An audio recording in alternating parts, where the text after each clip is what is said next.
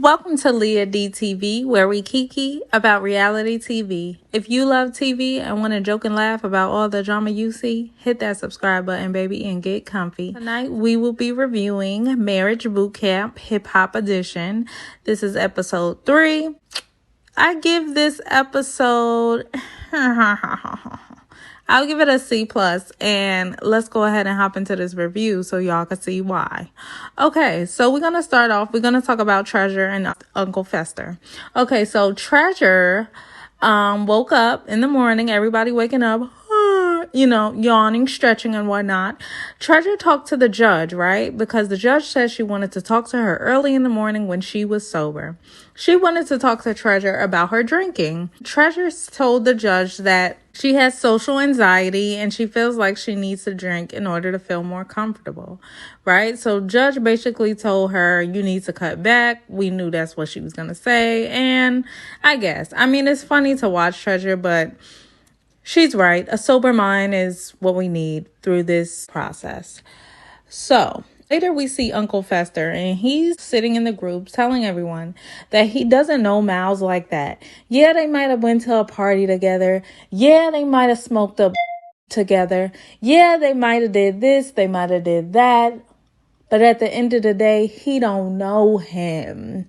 That's Cap. You know that man. Let's talk a little bit about Moni, Love, and Tough. We didn't see a lot of them, but I do have a couple notes on them. Moni's sitting at the table, and she tells Amber that she found out last night that Tough blames her for not helping him with his career. Like I said last week, he's an opportunist who lucked up and got Moni Love pregnant. And he thought he was going to be the next Jay-Z, but negative, because God don't bless no mess. You shouldn't try to go through a woman to get somewhere you need to be. You should have really, really loved her, okay, and not expected anything from her.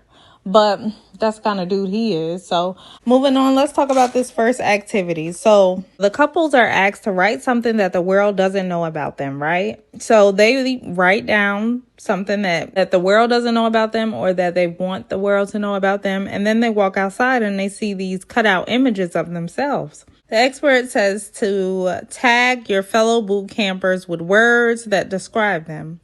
So the first word that was tagged was interrupted. Miles got that one the most. Uninspired. Molly got a lot of that. Accurate. I feel like, looking at him, I'm uninspired. Fake. Miles got a lot of that. Surprise, surprise. Reckless. Amber got a lot of that. I'm not surprised by that one. Confrontational. Amber. Yeah, once you flip out at the house, they pretty much not going to forget that. Trashy, Amber. They did do my girl Amber a little wrong, though, because damn, she had all the real negative ones. Thirsty, everybody hesitated, and when they went to a commercial break, I was like, who would I say is probably thirsty? So my mind went to Molly, Treasure, and Amber. Those three came to my mind. But ultimately, Treasure got the brunt of thirsty. It's to be expected. Mal says that it's a little surprising, all of the negative words that he got, especially because people be smiling in his face and playing in his face, acting like they understand him and Amber. But whole time they got, opinions of them, and opinions are like booty holes. Everybody got one. So, I don't know why he was surprised. I mean, they do give the most drama, but they're the most entertaining to watch, Miles and Amber. So, what are you going to do? Speaking of Miles and Amber, let's talk about them a little bit. So, after this activity, Miles and Amber were mad AF, okay? They said that nobody better talk to them for the rest of the time they in the house, period. That's how you know you mad. Well, you like, nobody better say nothing to me, period. Nobody. You're hot. I understand it, but I don't, because you got to understand, Amber came in there bussing. Like, she threw a drink in his face the first night. What did you expect? And you're surprised you got confrontational? Like, what y'all do at home, y'all ain't got to do around people. Y'all came in the first night busting. So don't be surprised now. So Amber and Miles go downstairs to confront the group because Amber's ready. She don't care about none of that. So Miles sits down and it's a group of everybody in the room, I guess, playing pool. And Miles calls out, everybody else stuff because Uncle Fester was like, yeah, you are, feminine and this is why I put this word and blah, blah, blah. Miles was like, but whole time you got on a suede sleeveless two-piece with your nails painted and you more zesty than me, baby. You more prissy than me, period. I lived. Y'all know I fell out my bed laughing. Ciao. I said, let him know, Miles. Because he got you messed up. Gather him by the no hair he don't got. Period. So, yeah. Mally gives me very much feminine. So, yeah. I don't get why he be all on Miles's case. So, I think that Miles knows more about Mally than he wants to expose. And he's just like, let me not blow up his spot. Because at the end of the day, I do have to live here. And, but Negro, I know stuff about you that you don't want me to put out. Miles said he been in his house. Okay, so you know him then. A little bit. I'm sure he wasn't. Well, you never know. Molly might have been letting strangers in his house. You never know. So Tough made the statement that a real man isn't going to joke about your sexuality. And I was like, thank you, Tough. Like, that was a very real thing to say because it's not funny. Like, and he shouldn't feel like he has to hide who he is or, he makes other people feel uncomfortable. Like he said, a real man is not going to be uncomfortable in his presence because they should know who they are. So then in the confessional, Molly was like, when you're bisexual, you're just more sensitive than people. You're just more delicate. Treasure looked at his ass like, why you say that? I was like, okay, Treasure, because that's how all the viewers are looking at him. He was like, they're just like that. She was like, oh, child, shut up. Please. Treasure added, he probably was just offended by the activity. And yeah, he was. That's what got him all up in the uproar. It's because he felt like y'all tried to play him. It had nothing to do with his sexuality, nothing to do with him being sensitive, nothing to do with none of that. Okay. If they had to put, just like Miles said, they put diva on his cutout board and he just was like, steaming inside. Steam coming out the top of his bald head because they put diva on there. He was like, well, I'm not a woman. Well, you're acting like one. So let's talk about the next activity. So the next activity, the couples have to dive into the pool and read the letters that they wrote in the beginning of the episode that are in bottles. They have to dive for the bottles, get the bottle out, open the bottle, read what's in the bottle, and whoever wrote that or said that has to stand up and then is the next person to dive in. So Nori goes first and he gets tough. He says that people misunderstand him.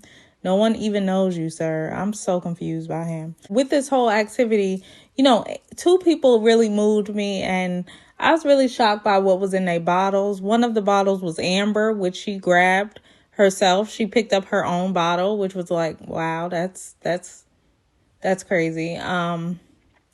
And Miles guessed it. In her bottle, it said that depression follows her. And for Miles to guess it, it just shows that he really knows her. Like, I really think they're more friends than anything. But it really touched me because I would never have thought that, she struggled with depression at all. Another person whose bottle really touched me was Monty. She said that she experienced multiple forms of abuse in her previous relationship.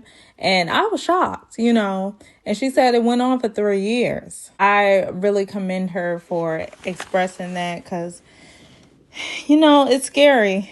And you never really want to feel like you're being judged about something that was out of your control. So then the couples come inside and it's time to relax a little bit until Judge Toller comes in and drags y'all. The couples are told to give each other words that they use to describe their mate. And I thought this was sweet. It brought the activity full circle, like Nori said, but baby, Miles and Amber was not moved because why y'all said that about them, period. They're not the ones to play with. Moni went up there and she gave Tough sweet because he covered her with a blanket at night. I was like, oh, that was sweet, you know? But then Tough gave her strong. I'm so tired of hearing Black women described as strong. I was just like, okay.